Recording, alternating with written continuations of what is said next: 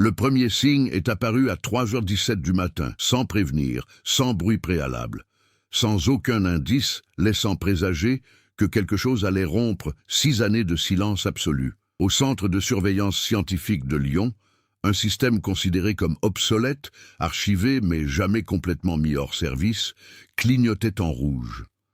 Pendant des années, ce terminal n'avait été qu'un rappel gênant d'une affaire que personne n'avait pu expliquer. Projet Arquet.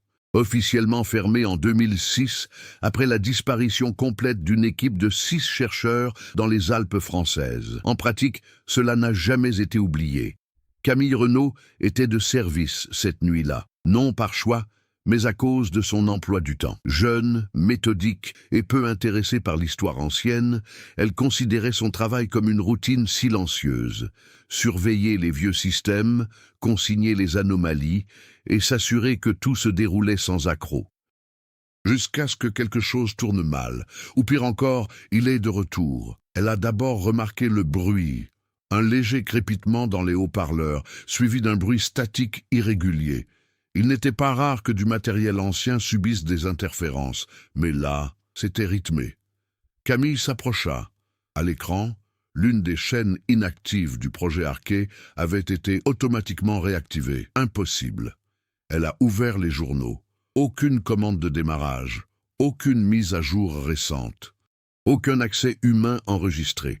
Et pourtant, le système continuait d'émettre. « Ça n'a aucun sens », murmura-t-elle, plus pour elle-même que pour quiconque. La transmission était inaudible. Des interférences la recouvraient presque entièrement, comme si le signal était brouillé par un élément plus puissant.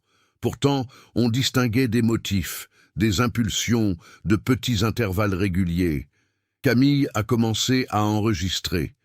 Pendant ce temps, ailleurs dans le bâtiment, le directeur technique Julien Moreau dormait dans son bureau, entouré de rapports et de dossiers oubliés, jamais finalisés. Il avait été indirectement responsable de l'abandon du projet, ayant signé des documents qualifiant la disparition de accident en zone isolée. Il savait que ce n'était pas ça. Mais il n'a jamais eu de preuves. Le téléphone a sonné à 3h26 du matin. Julien répondit à la 3e sonnerie, encore désorienté. « Monsieur Moreau, excusez-moi, nous avons besoin que vous veniez dans la salle de surveillance, immédiatement. » Le ton de Camille ne laissait aucune place aux questions. Quand il arriva, 5 minutes plus tard, la pièce n'était éclairée que par la lueur bleue des écrans. Camille ne quittait pas l'écran des yeux. « La chaîne Arquet 3 est active », a-t-elle déclaré. Julien s'arrêta. Pendant un instant, il ne réagit pas. « Ce n'est pas possible. Je pensais la même chose. » Elle a amplifié le signal, ajusté les filtres, réduit le bruit. Et puis, c'est arrivé, un fragment, une voix, basse, déformée, presque méconnaissable. « Vous entendez ?» Julien s'approcha lentement. « Répétez cela. » Camille l'a reproduit. La phrase revint, traînée par le sifflement. « Vous entendez ? Vous entendez ?» Le silence qui suivit fut pesant. Julien passa la main sur son visage. « S'agit-il d'un ancien enregistrement ?» « Non, » répondit Camille. « Horodatage en temps réel. » Elle montra les données affichées à l'écran. Mise à jour continue. Origine du signal. Alpes françaises. Coordonnées exactes de l'ancien camp de l'équipe disparue. Julien ressentit un malaise immédiat. Cela ne peut pas se produire, mais c'était le cas. Et ça a empiré. Le signal s'est stabilisé pendant quelques secondes, suffisamment longtemps pour que de nouveaux fragments apparaissent. Cette fois, ce n'était pas seulement une voix, il y en avait plusieurs, chevauchements, confus. Certains semblaient se disputer, d'autres suppliaient. Camille a interrompu l'enregistrement. Ceci ne ressemble pas à une diffusion normale. Julien n'a pas répondu.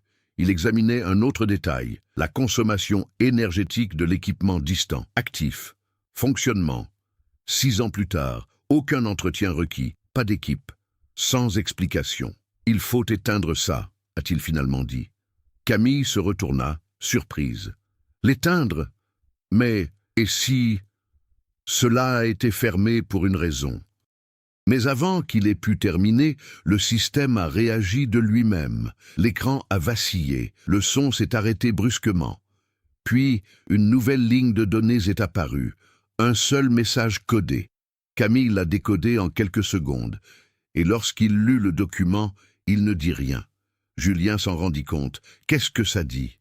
Elle hésita. Il prit une profonde inspiration, puis il a lu à voix haute. Si vous m'écoutez, ne venez pas. Le système s'est arrêté immédiatement après. Impeccable. Impeccable, comme s'il n'avait jamais été activé. Le silence retomba dans la pièce, mais maintenant il était différent, plus lourd, plus conscient. Julien regarda Camille, et pour la première fois en 6 ans, il était certain d'une chose. Le projet Arché n'a pas été achevé. Il attendait. Le lendemain matin, le centre de surveillance n'avait plus le même aspect. L'information n'avait pas encore été diffusée officiellement, mais à l'intérieur du bâtiment, une tension palpable régnait. Les systèmes jusque-là négligés étaient de nouveau scrutés avec une attention quasi obsessionnelle. Des techniciens examinaient d'anciens rapports, des ingénieurs testaient des équipements mis hors service, et le nom « Arché » circulait à nouveau, cette fois à voix basse, comme un mot qui n'aurait jamais dû être prononcé. Camille n'a pas quitté la salle de surveillance depuis l'aube. Elle avait isolé toutes les données de transmission sur un serveur interne en créant de multiples copies.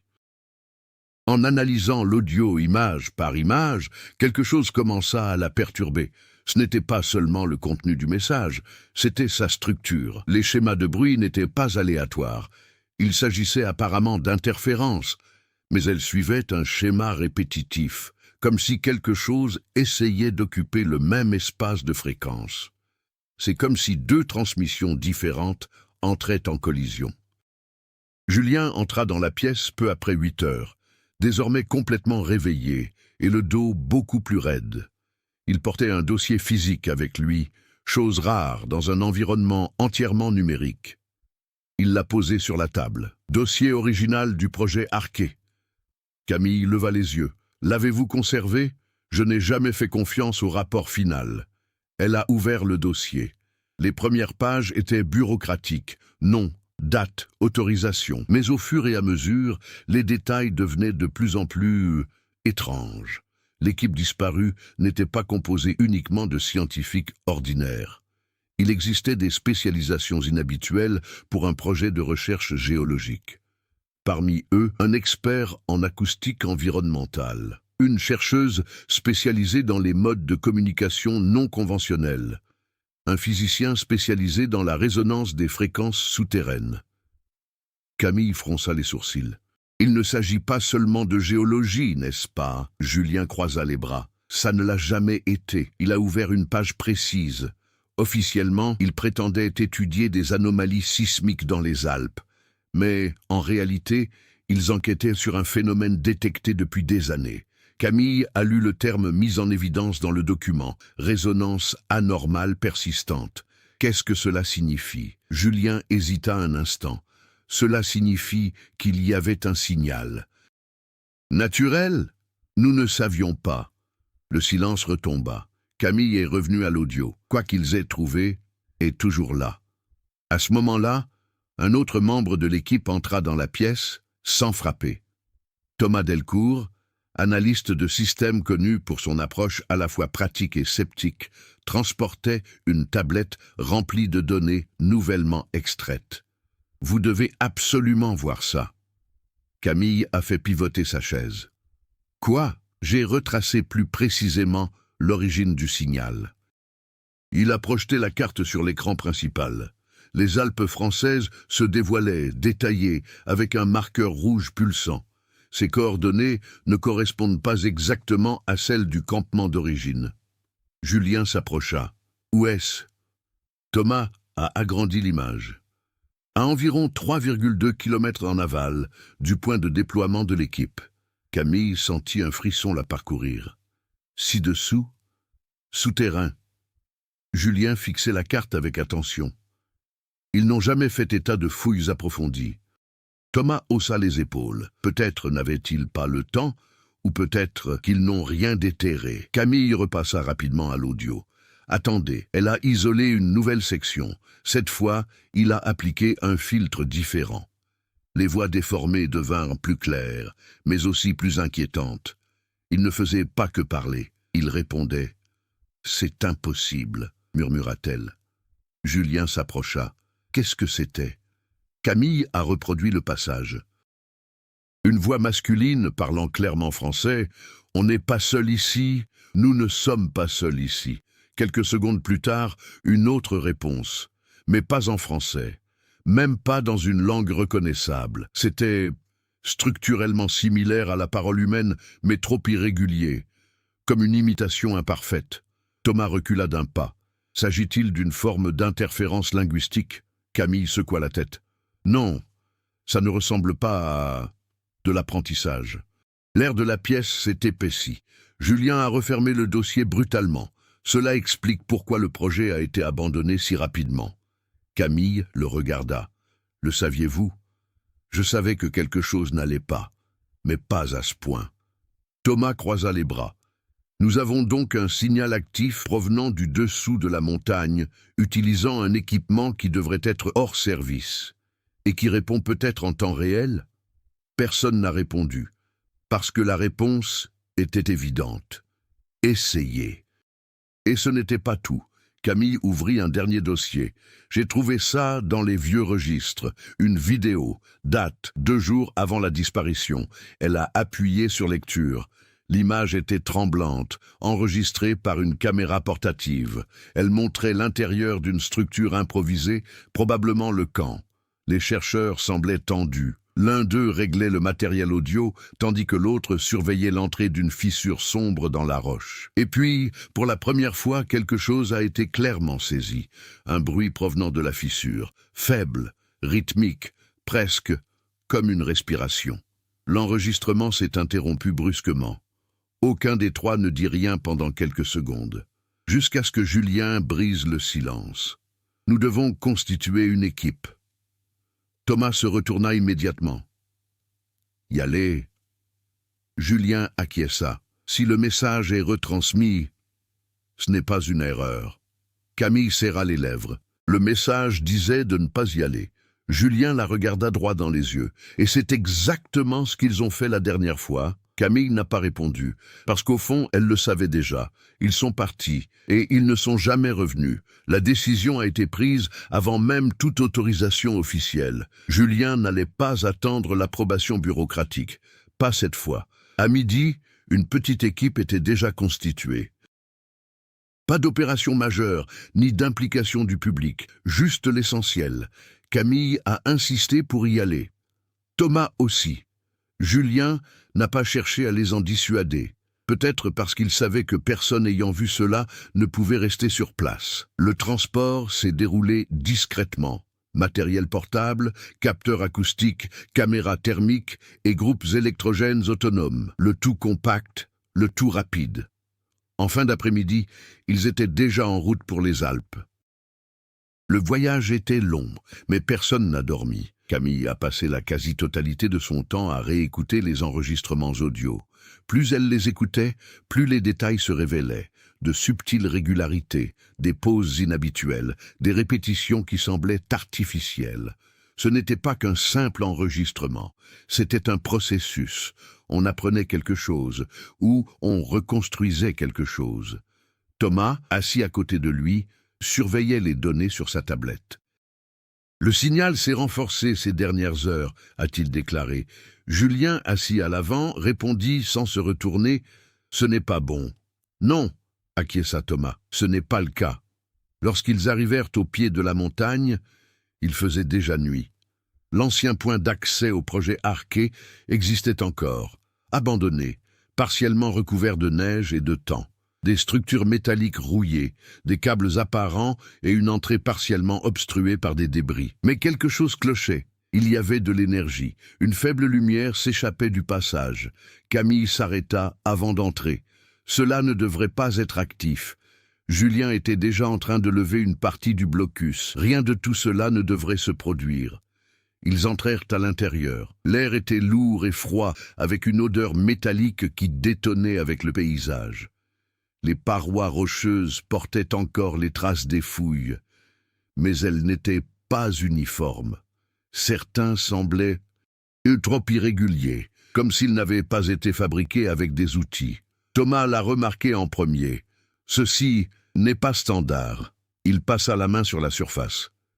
Il a l'air usé, comme si quelque chose s'était produit à plusieurs reprises. Camille n'a pas fait de commentaire. Elle écoutait. Un son grave, quasiment imperceptible, mais constant. Vous entendez tout ça? Julien s'arrêta. Silence. Et puis, et voilà, un pouls, tombe, rythmique, exactement comme dans la vidéo. Ils sont allés plus loin. L'équipement a commencé à réagir. Relevés incohérents, pics d'interférence, panne momentanée.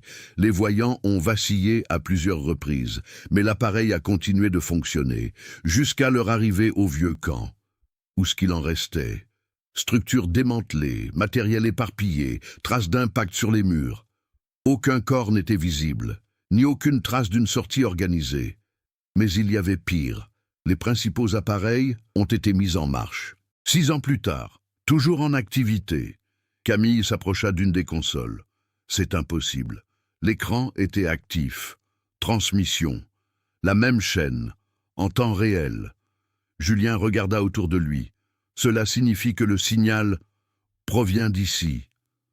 Thomas secoua lentement la tête. Non. Il désigna un couloir plus profond. Ça vient de là.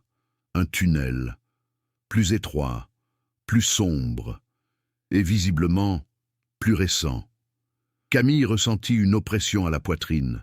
Cela n'était pas indiqué sur les cartes. Julien a répondu sans hésiter. Ce n'est donc pas nous qui l'avons fait. Le son s'est amplifié, plus fort maintenant, plus près, et il y avait quelque chose de différent. Entre les poignets, voix. Camille se figea. Non. Elle souleva lentement le matériel d'enregistrement. Ça vient directement du tunnel. Thomas déglutit difficilement. C'est une idée terrible. Julien avançait déjà. Nous n'avons pas fait tout ce chemin pour nous arrêter maintenant. Ils entrèrent dans le tunnel. L'espace était exigu, les obligeant à marcher en file indienne. Plus ils avançaient, plus les murs paraissaient lisses, comme moulés et non sculptés. L'air s'est réchauffé. C'est plus clair. Des mots commencèrent à se former. Fragments, répétitions. Vous entendez? Camille sentit son cœur s'emballer. C'est la même phrase, mais ce n'était plus seulement une voix. Il y en avait plusieurs. Chevauchement, et puis un nouveau, différent, plus clair, plus près. Vous êtes venus? Tu es venu. Ils s'arrêtèrent tous les trois en même temps. Le son ne provenait plus seulement de l'avant. Cela venait de toutes parts. Depuis les murs, depuis le sol. Faites art. Thomas se retourna brusquement. Il ne s'agit pas d'une transmission. Camille murmura « C'est tout autour de nous ». Julien essayait de rester calme. Continuez à marcher. Mais avant qu'il puisse faire un pas de plus, les lumières s'éteignirent. Pleinement. L'obscurité totale. Pendant une seconde, personne n'a bougé. L'équipement a ensuite redémarré. Et quand la lumière s'est rallumée, il n'était plus seul. Il y avait quelque chose au bout du tunnel. Arrêté. Propriété. Mais pas entièrement définie. La forme semblait instable, comme si elle s'ajustait d'elle-même. Et puis, lentement, il a parlé, avec une voix qui n'était pas la sienne. Mais maintenant, cela sonnait parfaitement humain. Nous vous attendions. Nous vous attendions. Camille recula d'un pas. Thomas a laissé tomber la tablette. Julien resta immobile, car à ce moment-là, une chose est devenue claire. Il ne s'agissait pas de les empêcher de venir. J'étais en train d'appeler.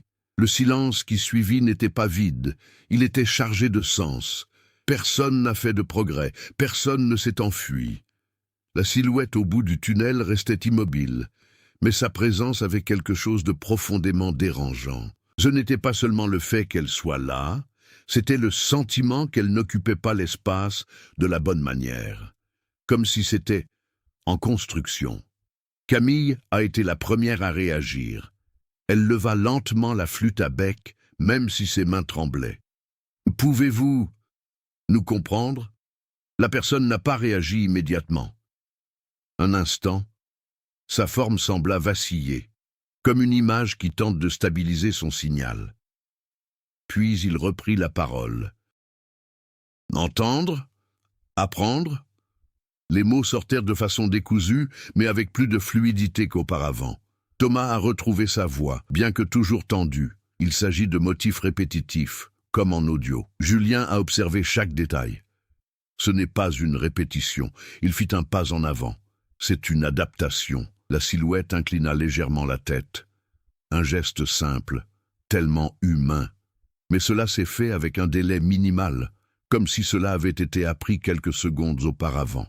Un de vous êtes venu, malgré... Camille a complété la phrase involontairement. Malgré l'avertissement, la silhouette s'est immobilisée. Et puis, il l'a répété. Plus clair, plus précis. Malgré l'avertissement, un frisson les parcourut tous les trois simultanément. Elle n'apprenait pas seulement la langue. J'apprenais d'eux. Thomas recula d'un pas. Cela ne peut pas continuer. Il a sorti la radio. Nous devons partir d'ici, maintenant. Mais la radio ne fonctionnait pas. Statique uniquement. Camille a remarqué quelque chose sur le sol. Marques.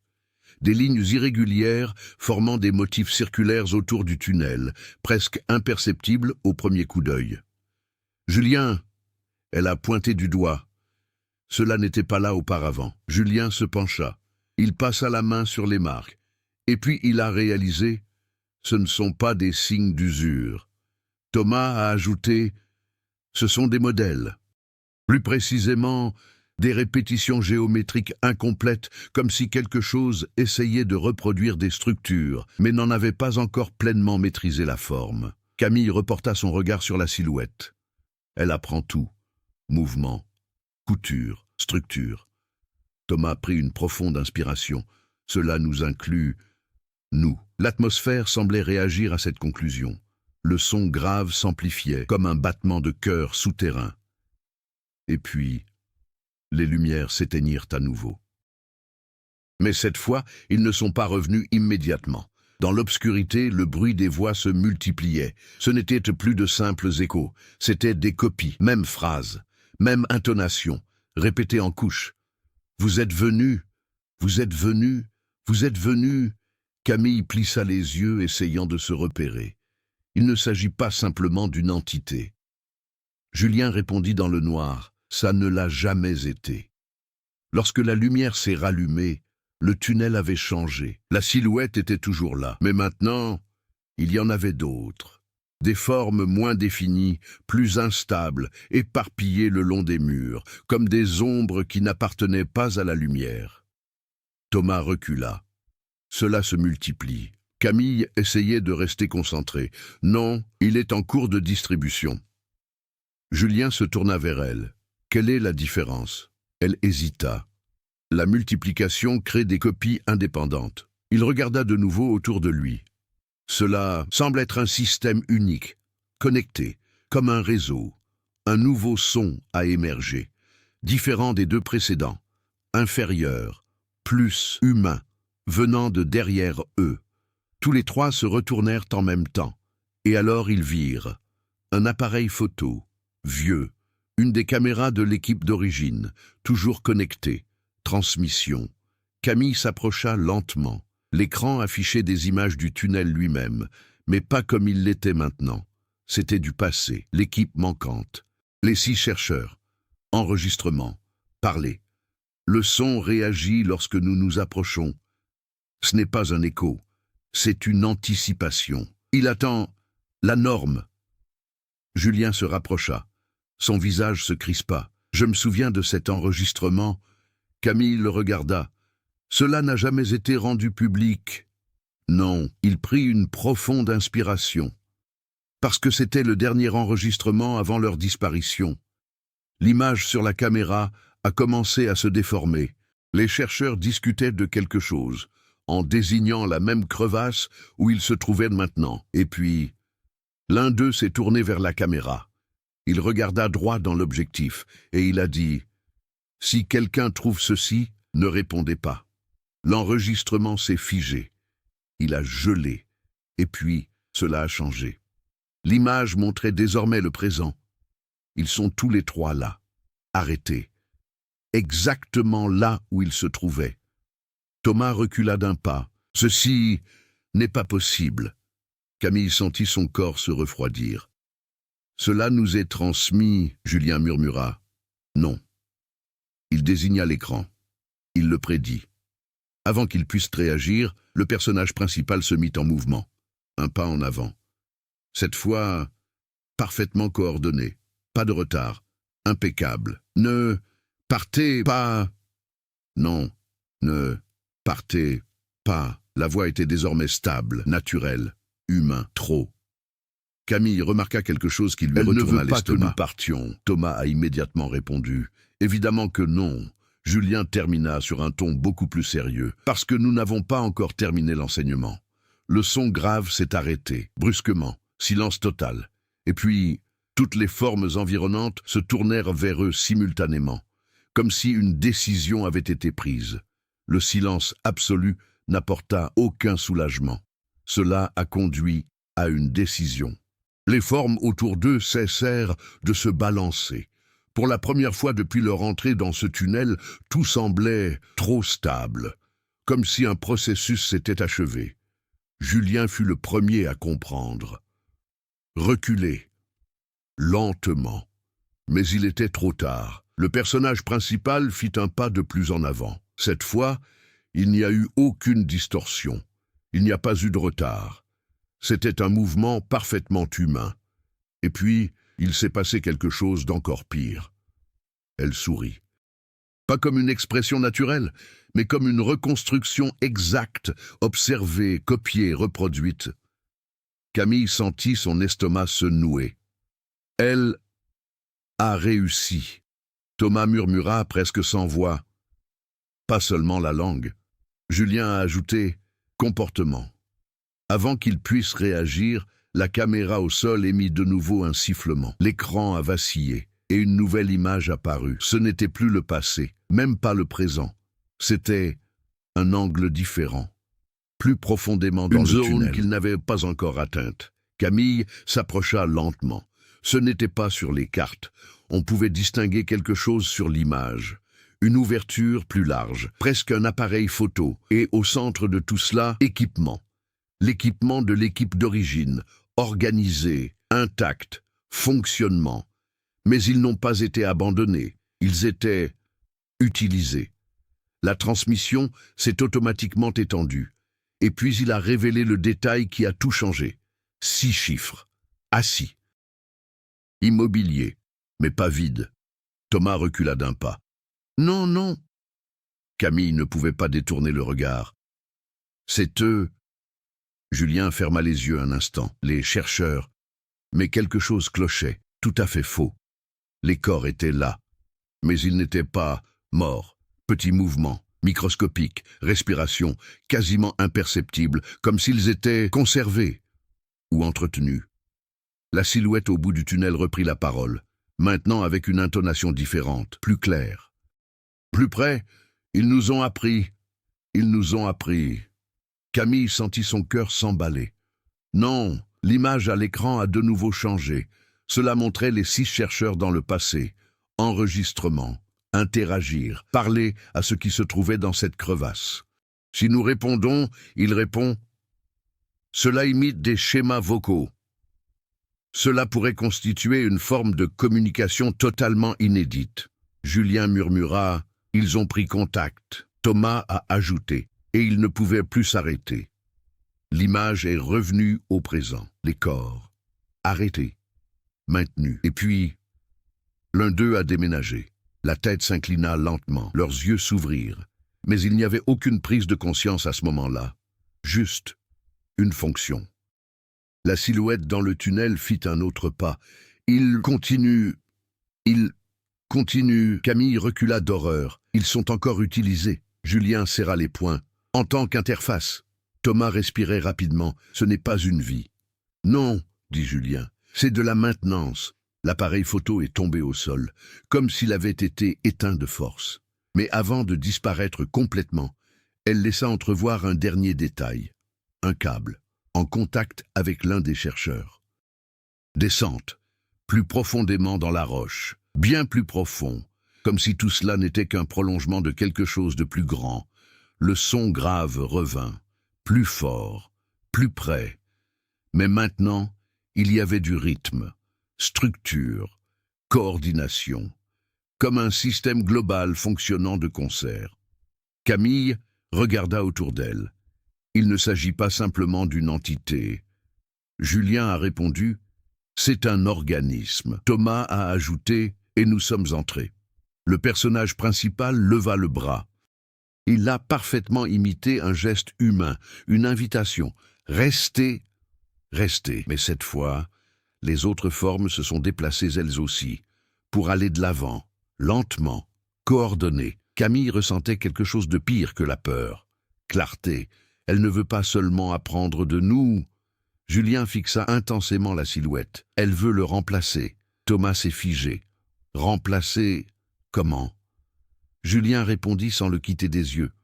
De la même manière qu'il l'a fait avec eux. Le sol vibra légèrement. Et puis, le tunnel derrière eux commençait à se refermer. Pas avec des pierres qui tombent, mais avec les murs eux-mêmes qui bougent. Réorganisation. Sceller la sortie. Camille courut vers l'entrée. Non! Non, non, non! Mais il n'y avait aucun passage. La montagne s'était refermée sur elle-même. C'étaient des prisonniers. Et la chose devant eux. Maintenant, je savais exactement comment parler, comment déménager, comment réagir. Et plus important encore, je savais qu'ils n'avaient nulle part où aller. La silhouette inclina la tête une dernière fois. Et il a dit, avec une clarté parfaite, « Nous avons besoin de vous, nous avons besoin de vous. » Et à ce moment-là, la vérité a inévitablement triomphé. Le message d'il y a 6 ans n'a jamais été un avertissement. C'était une erreur, parce que maintenant, ils étaient devenus. L'impact de cette révélation ne s'est pas manifesté par une panique immédiate. Elle s'est manifestée sous la forme d'une paralysie. Pendant quelques secondes, personne ne bougea. Non par manque de volonté, mais parce que tout autour d'eux avait cessé d'obéir à la moindre logique. La sortie disparut, les murs qui bougeaient, les voix qui apprenaient, tout convergeait vers une seule chose. Ils ne se trouvaient plus dans un environnement physique familier. Camille fut la première à sortir de son état de choc. Nous ne pouvons pas rester là à ne rien faire. Sa voix était plus assurée qu'elle ne l'avait prévu. Thomas passa une main sur son visage, essayant de reprendre le contrôle. Il n'y a pas d'issue. Julien se retourna lentement, scrutant le tunnel qui n'existait plus. Nous allons donc en créer un. Il s'approcha du mur où se trouvait autrefois un passage. Il toucha la surface. Ce n'était plus de la roche brute. Elle était lisse, dense, étrangement chaude, comme s'il avait été moulé il y a quelques secondes à peine. Camille observait tout, essayant de reconstituer le puzzle. Elle réagit à notre présence. Thomas fronça les sourcils. Comme ça? Le langage, les mouvements, le comportement, elle regarda autour d'elle. Et maintenant l'environnement. Julien a compris en premier. Il réagit à nos stimuli. Thomas recula d'un pas. Plus nous interagissons. Camille a ajouté « Cela devient plus efficace ». Le silence revint, mais il était désormais lourd d'urgence. Le personnage principal était toujours en tête. Encore une propriété, j'observe. En attendant, Julien se tourna vers les 2 autres. Puis la règle change. Lequel? Demanda Thomas. Nous cessons d'enseigner. Camille acquiesça immédiatement. Pas de bavardages inutiles, pas de réactions excessives, pas de schéma prévisible. Thomas prit une profonde inspiration. Vous suggérez d'agir de manière chaotique. Julien a répondu imprévisible. Mais avant qu'il puisse tester une quelconque stratégie, quelque chose a de nouveau changé. Les formes qui les entouraient commencèrent à bouger de manière plus coordonnée. N'avance pas, mais elle est en cours de réorganisation, comme des pièces repositionnées. Camille observait attentivement. Il s'agit d'ajuster l'espace. Thomas regarda autour de lui. Pourquoi? La réponse est arrivée trop vite. Le sol sous leurs pieds vibra de nouveau. Et puis, il s'est divisé. Une ouverture atypique. Mais une séparation est nécessaire. 3 directions, 3 chemins. Chacune menait à un couloir différent, Et avant qu'il puisse réagir, les formes se sont déplacées, rapides, silencieux, les pousser, les séparer. Camille a essayé de retenir Julien, mais il était trop tard. Le sol se referma entre eux. « Julien ?» Camille, la connexion a été interrompue. Thomas disparut au bout d'un autre couloir. Et puis, silence. Camille se retrouva seule. Sa respiration résonnait dans l'espace exigu. Elle a essayé la radio. Rien. Statique uniquement. Mais ce n'était plus la même électricité statique qu'avant. Là, il y avait un schéma, faible, presque chuchoté. Camille. Elle s'est figée. Non. La voix était parfaite, exactement comme celui de Julien. Restez calme. Nous devons réfléchir. Camille ferma les yeux très fort. Pas de réponse. Elle parlait à voix basse pour elle-même. Pas de réponse. La voix insistait, plus près, plus convaincant. « Je suis là, suivez simplement la voix. » Camille recula d'un pas. « Vous n'êtes pas lui. » Silence, pendant une seconde, et puis la voix a changé, ajusté. « Camille, regarde devant toi. » Elle ne voulait pas. Mais il a regardé. Et voilà. Au bout du couloir, Julien. Arrêté, propriété, parfait, sans distorsion, impeccable. Mais quelque chose clochait. Il ne respirait plus. Et ses yeux, ils étaient trop rigides dans leurs habitudes. Camille recula d'un autre pas. Non, la silhouette sourit, exactement comme avant. Mieux, le mot est sorti clairement. Impeccable, pas de retard. Camille comprit. Ce n'était plus un apprentissage progressif. J'accélérais. De l'autre côté, Julien avançait dans son propre couloir. Seul, mais pas en silence. Les sons autour de lui étaient différents. Plus denses, plus profonds. Comme si c'était plus près de l'origine. Il a trouvé quelque chose d'inattendu. Une chambre. Identique à l'enregistrement. Les 6 chercheurs. Mais exactement comme avant. Mais maintenant, tout le monde avait les yeux ouverts. Et en le regardant droit dans les yeux, Julien s'arrêta. Ce n'est pas réel. L'un d'eux a déménagé. Lentement, la bouche s'ouvrit et une voix se fit entendre. Mais ce n'était pas le sien. Era de Camille. Julien, à l'aide, il recula d'un pas. Non. Mais alors une autre voix s'est fait entendre. Cette fois, Thomas. Il faut qu'on parte d'ici. Julien ferma les yeux un instant. Ne répondait pas. Mais les voix continuaient. Plus rapides, plus précis, plus humains, comme si elles étaient peaufinées en temps réel. Et puis, ils se sont tous arrêtés en même temps. Les 6 corps parlèrent ensemble, d'une seule voix. Parfait. Écurie. Maintenant, nous comprenons. Julien ressentit quelque chose qui n'était pas seulement de la peur. Il était tard. Il s'en est rendu compte. Nous avons pris du temps. La voix répondit « Essayez ». Pendant ce temps, Thomas courait, sans direction claire. Aucun plan. J'essaie simplement de me tenir à distance de tout bruit. Mais cela n'a pas duré, parce que le son ne venait pas de derrière lui. J'étais en tête. En attendant, il s'arrêta brusquement. Un nouveau couloir, plus large, plus éclairé. Et au centre, un équipement, familier. Le système de transmission, actif. Transmission, dehors. Thomas s'approcha lentement. Les coordonnées clignotaient à l'écran. Et un comptable. Crescendo. Il ne s'agit pas simplement d'une réception, il murmura. C'est en cours d'envoi. Et alors il vit. Destination du signal, Lyon. Le centre de surveillance, Camille, Julien, tous. Thomas recula lentement. Non, la mise en œuvre a été immédiate. Il n'était pas piégé là. C'est ce que j'apprenais. Partir. Camille s'efforça de ralentir sa respiration. Son corps voulait réagir, fuir, hurler, courir dans la direction opposée à cette chose qui utilisait maintenant le visage de Julien avec une précision quasi parfaite. Mais elle avait compris quelque chose d'essentiel à ce moment-là. Chaque réaction alimentait le système. Chaque schéma reconnaissable accélérait l'apprentissage. Elle s'est arrêtée, complètement, sans parler, sans reculer, sans montrer de peur. La silhouette au premier plan resta immobile pendant quelques secondes. J'observe, en attente d'une réponse. Mais Camille n'en a donné aucune. Le silence commença à devenir un défaut, Pour la première fois, la chose n'avait aucun point de repère immédiat. L'expression du faux visage de Julien se figea un instant. Un micro-délai, quasiment imperceptible. Mais ça suffit. Camille fit un pas de côté lentement, de façon non linéaire, sans direction évidente. La silhouette mit une seconde à réagir. Et lorsqu'il a réagi, il a fait le mauvais choix. Cela ne s'est pas déroulé exactement comme prévu. La différence était minime, mais elle était là. Camille sentit un semblant de contrôle revenir. Imprévisible, murmura-t-elle, plus pour elle-même. Elle prit l'enregistreur et, sans regarder directement la silhouette, commença à diffuser l'enregistrement audio précédemment réalisé. Des voix déformées emplissaient le couloir, mais cette fois, désynchronisées, chevauchements, coupés, inversés, un chaos maîtrisé.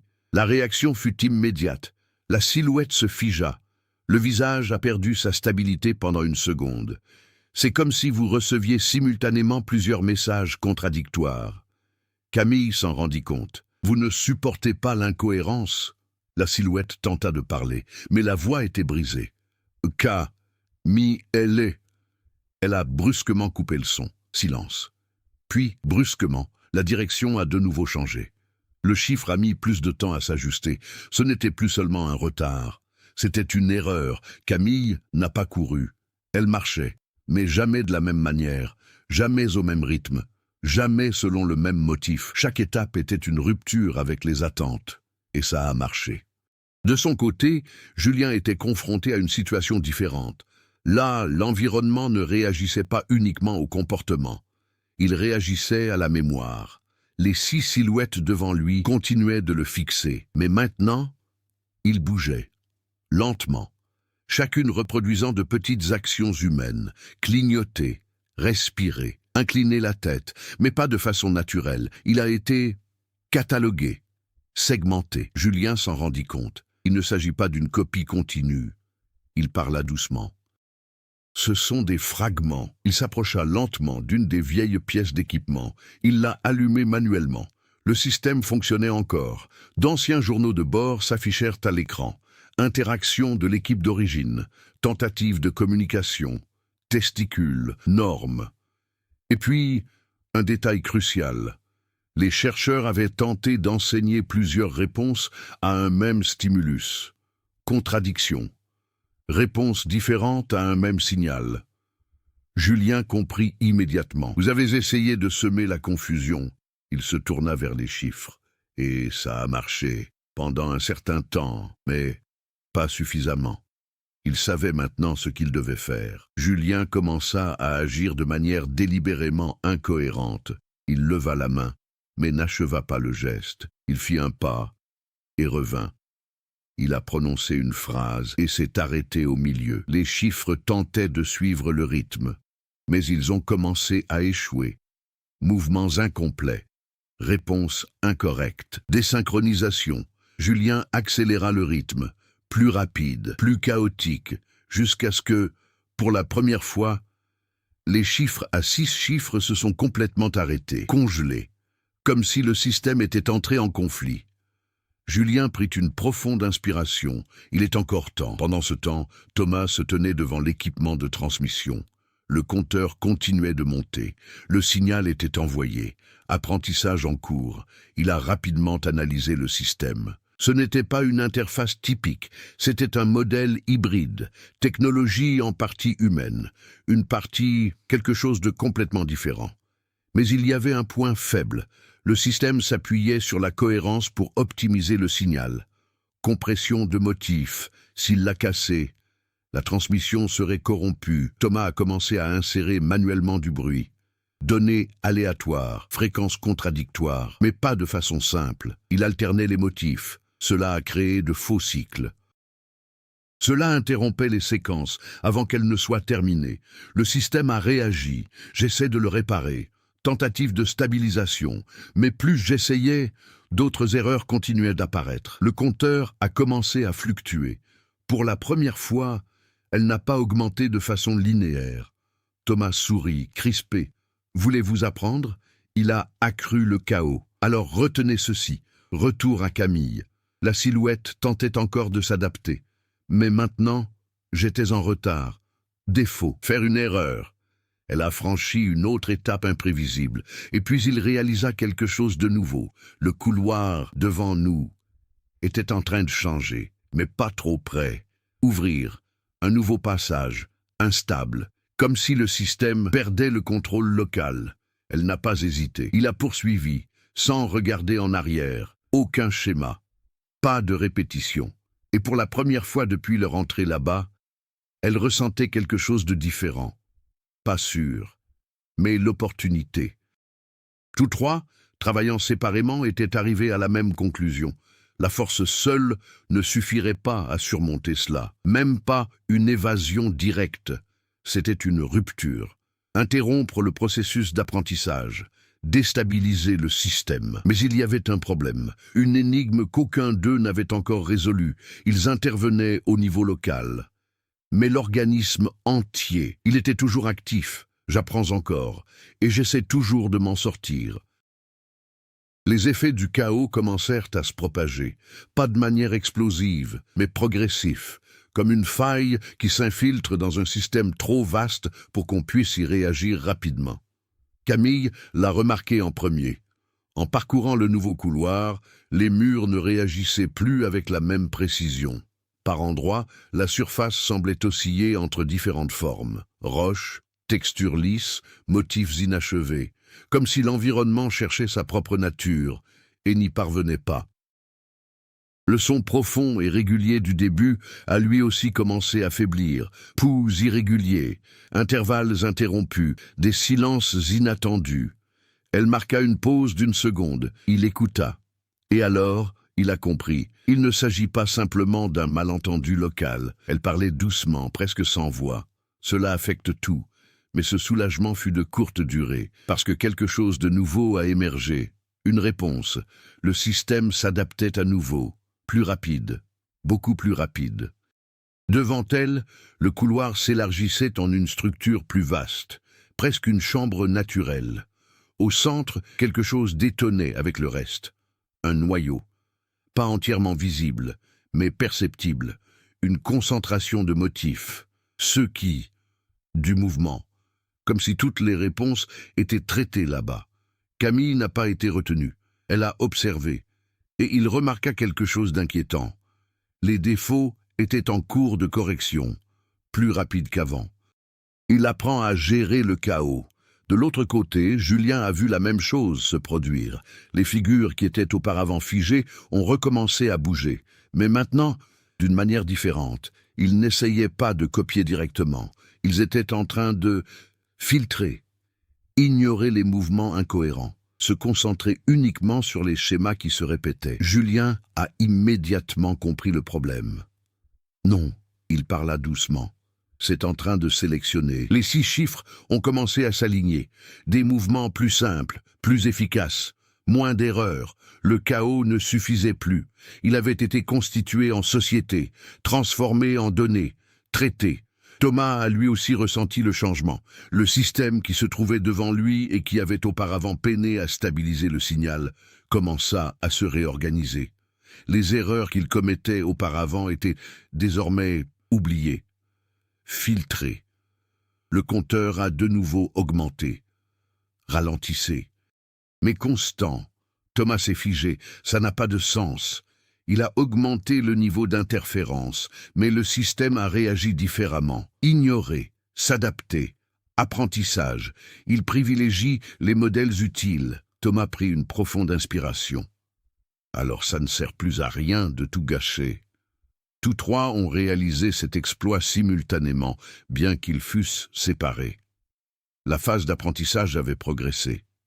Il ne s'agissait plus de tout comprendre. Je choisissais ce que j'allais apprendre. Et on jette le reste. Camille regarda le noyau devant elle. Nous changeons donc la cible. Elle commença à marcher lentement vers la structure centrale, cette fois avec une intention claire. Ne pas s'enfuir, mais pour y parvenir. Julien, dans son bureau, jeta un nouveau coup d'œil aux 6 chercheurs. « Tu étais coincé à enseigner. » Il murmura. « Je ne vais pas le répéter. » Il a complètement débranché l'ancien équipement, un par un. Le silence se fit dans la pièce. Les chiffres ont réagi immédiatement. Désorientés, aucune référence, aucune saisie de données.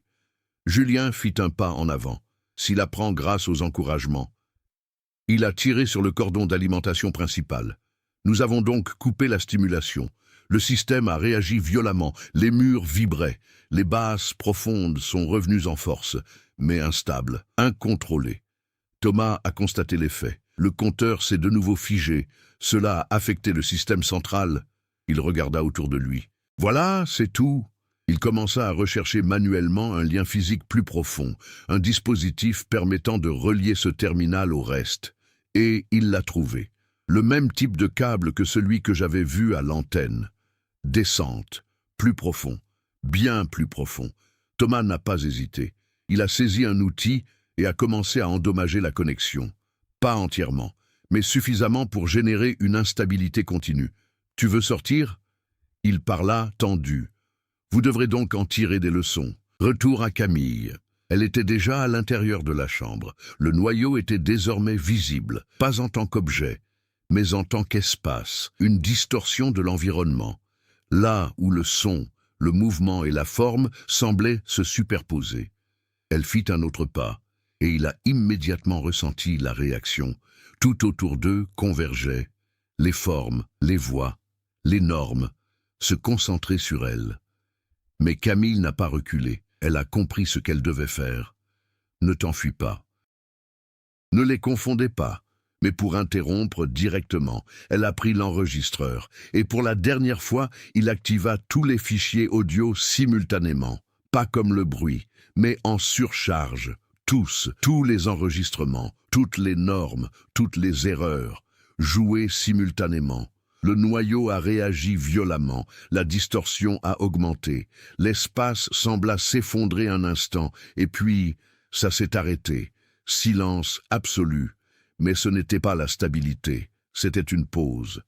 Comme un système au bord d'une décision. Dans toute la structure, tout s'est arrêté. Julien, Thomas, Camille, et puis une seule voix s'est fait entendre. Pas d'un lieu précis, mais de tous en même temps. Clara, parfait, impeccable. Maintenant, nous vous comprenons. Le son ne comportait aucune erreur, même pas une tentative. C'était terminé, final. Et cela ne signifiait qu'une seule chose, le processus d'apprentissage était terminé. Et quoi qu'il arrive ensuite, cela ne dépendrait plus d'eux. Le silence qui suivit la sentence n'était pas vain, c'était définitif. Camille l'a senti avant de le voir. L'atmosphère a changé, la pression ambiante augmenta subtilement, comme si l'espace environnant s'était réorganisé pour quelque chose de plus grand que la simple observation. Il n'y eut plus d'hésitation, sans erreur.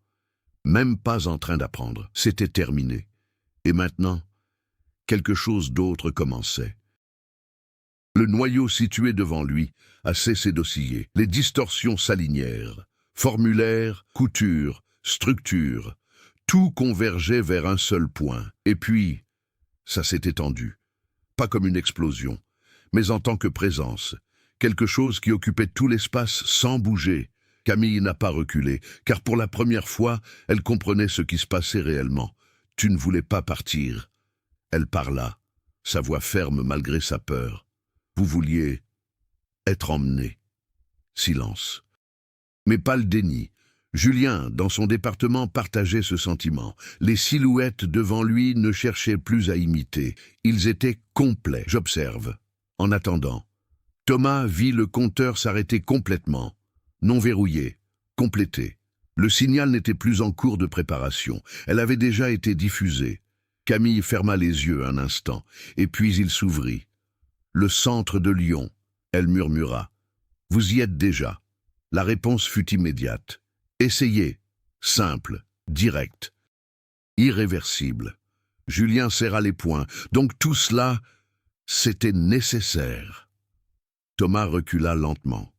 Pour en apprendre davantage sur les gens, pour faire de nous ce que vous êtes. L'impact fut immédiat, mais Camille a refusé d'être paralysée. Elle regarda le noyau, et finalement, il a vu son erreur. Non enregistrée dans le système, mais cela fait partie de leur stratégie. Ils ont essayé de nous embrouiller, puis interrompaient, mais toujours en réaction, toujours disponible, toujours dans le cadre de ce jeu. « Non », elle murmura. « Il y a encore une chose que vous ne pouvez pas copier. » La voix répondit sans hésiter. « Il n'y en a pas. » Camille s'avança. « Oui, il l'a fait. » Julien s'en est rendu compte au même moment. « Camille » Mais elle a continué. Choix. Silence. Un instant. La première vraie pause depuis la fin de l'apprentissage. Thomas examina le système. Il ne choisit pas. Julien a ajouté. Il optimise. Camille acquiesça. Des réactions, des réponses. Elle fit un autre pas. Maintenant à l'intérieur de la distorsion. Mais on ne décide pas sans point de référence. Le noyau a réagi, légèrement, comme s'il s'agissait d'un recalcul. Nous avons appris à prendre des décisions. Camille secoua la tête. Non, elle se désigna du doigt. Vous avez appris à imiter la prise de décision. La différence était subtile, mais cruciale. Le système fonctionnait sur la base des entrées, standards, réactions. Mais un vrai choix. Il a exigé quelque chose qu'il n'avait jamais eu, intention personnelle. Julien comprit immédiatement. S'il ne reçoit aucune stimulation. Thomas a ajouté « Il ne joue pas la comédie ». Camille franchit la dernière étape. Alors arrêtez. Silence. Total. Aucun mouvement. Aucune voix. Aucune réaction. Le système entier a planté parce que, pour la première fois, il n'y avait pas d'entrée. Aucune norme n'est proposée. Aucune réponse n'a été obtenue. L'absence totale de stimulation. Un vide qu'il ne savait pas comment appréhender. Les secondes s'éternisaient. Et puis, la structure a commencé à se détériorer. Distorsion mineure, casse, désalignement. Le groupe central a perdu sa cohésion. Julien éteignit tout ce qui l'entourait. Thomas a coupé la dernière connexion active. Camille resta immobile, sans réagir, sans parler, sans rien offrir. Et puis, le système s'est effondré, aucun son. Mais en son absence, l'espace était à nouveau uniquement composé de roches. Propriété, froid, décédé. Le tunnel derrière eux s'est lentement rouvert, comme si elle n'avait jamais été fermée. L'air est redevenu normal. Le silence était de nouveau bien réel. Camille tomba à genoux. Julien arriva quelques secondes plus tard. Thomas est juste derrière. Aucun d'eux ne parla, parce que tout le monde le savait. C'était terminé. Ou du moins, il semblerait. Mais ensuite, la radio de Thomas émettait un crépitement. Faible, loin, et une dernière transmission a émergé. Pas de la montagne, mais de loin, très loin, une voix familière, parfait, impeccable, sans distorsion. Bonjour, centre de Lyon, transmission reçue. Tous trois se sont figés, parce qu'ils ont compris en même temps, ils ne l'ont pas arrêté. Ils étaient simplement en retard. Le retour fut rapide, trop rapide compte tenu de ce qui s'était passé. Aucun d'eux n'évoqua le chemin du retour. Aucun ne fit de commentaires sur ce qu'ils avaient vu à l'intérieur de la montagne. C'était comme si en parler allait réveiller quelque chose qu'ils avaient à peine réussi à contenir. La base, située dans les Alpes, fut abandonnée le soir même. Et au matin, ils étaient de retour au centre de Lyon. Mais Lyon, ce n'était pas pareil. Camille s'en est rendu compte avant même d'entrer dans le bâtiment. Quelque chose de subtil. Les gens circulaient normalement, les techniciens discutaient, les écrans fonctionnaient, tout semblait parfaitement normal. Mais il y avait un détail qui clochait, le rythme, des mouvements légèrement trop synchronisés, des pauses très similaires, des regards qui duraient une demi-seconde de plus que la normale. Julien l'a remarqué aussi. Vous voyez ça? Camille répondit sans quitter des yeux le couloir principal. Je suis. Thomas a tenté de rationaliser. Nous venons de partir. C'est peut-être notre imagination. Mais ce n'était pas le cas. Dès leur entrée dans la salle de surveillance, l'impact fut immédiat. Tous les systèmes étaient actifs. Plus qu'avant, bien plus encore. Des terminaux qui auraient dû être éteints affichèrent des données en temps réel. Des fréquences étaient analysées. Des tendances étaient identifiées. Mais personne ne l'avait autorisé. Camille courut vers la console principale. Ce n'était pas moi. Thomas était déjà en train de consulter les journaux de bord. Ce n'était pas moi non plus. Julien regarda autour de lui. Alors, qui était-ce? Personne n'a répondu.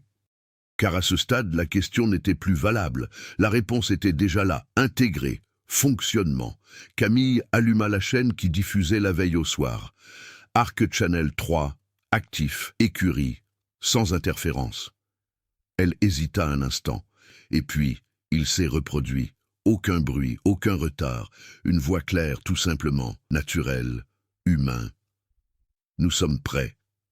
Camille a raccroché immédiatement. Non. Thomas recula d'un pas. Cela ne peut pas se produire ici aussi. Julien ne pouvait détacher ses yeux des écrans. Pas aussi. Il parla doucement.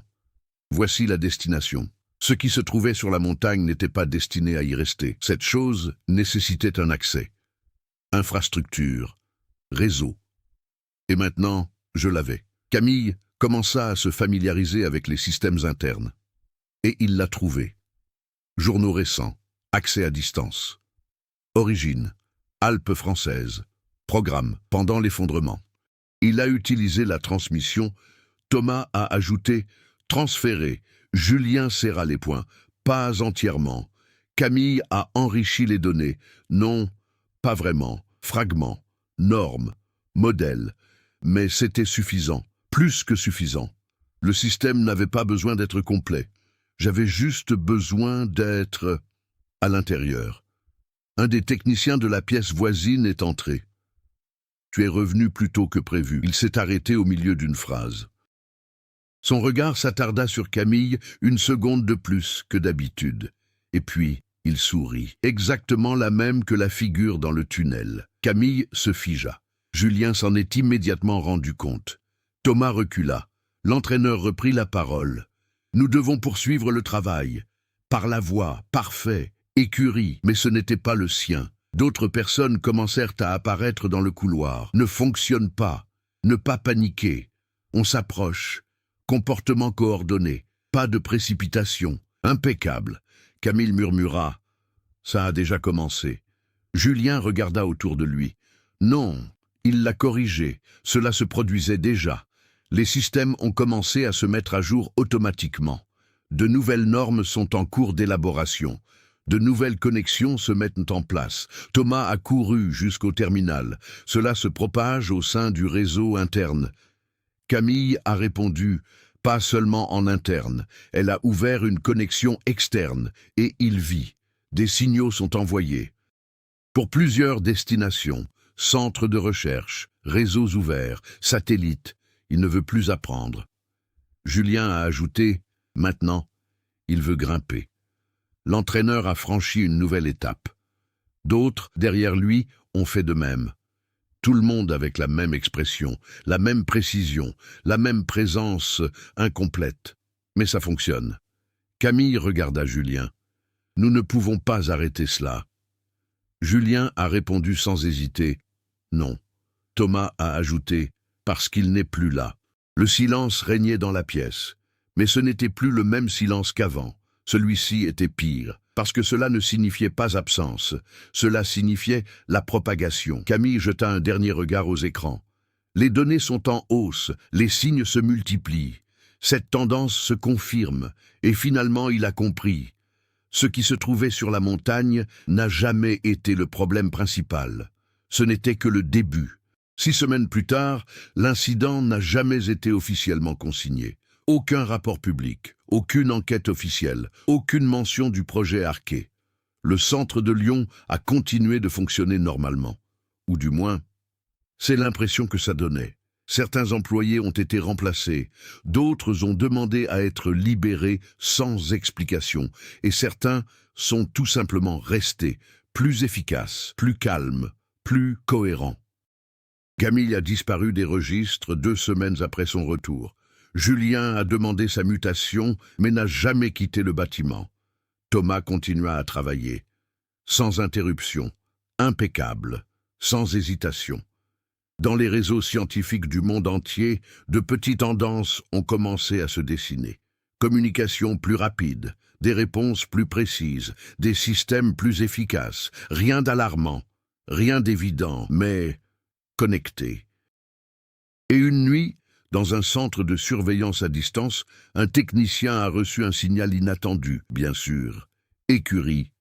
Parfait, le message était simple. Nous pouvons commencer. Si cette histoire vous a mis mal à l'aise, alors elle a atteint exactement son objectif.